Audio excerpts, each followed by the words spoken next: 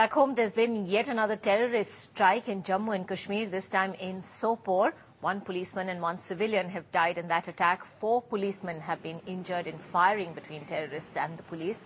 There was a grenade attack on a police station as well just before the firing began. Well, the firing has stopped, but the militants seem to have escaped. The police have now started search operations.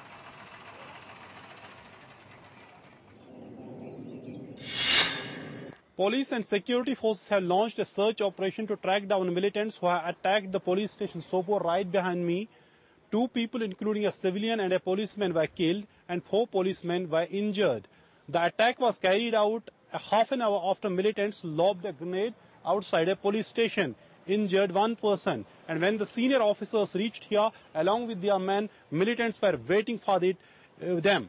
And it seemed it was a planned attack, and they resorted to indiscriminate firing, killing 2 people and injured 4 other policemen.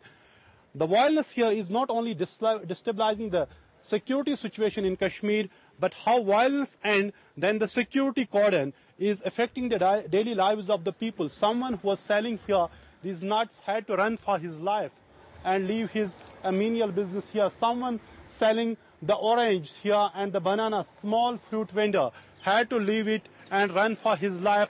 That is how the violence and then the security operation are affecting the daily lives of people.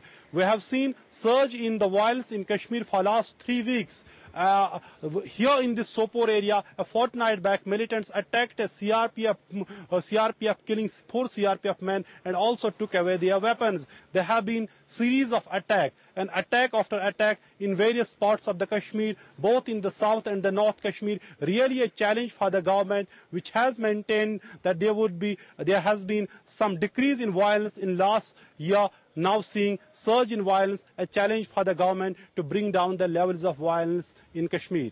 In Sopore, Nazir Masoodi for NDTV.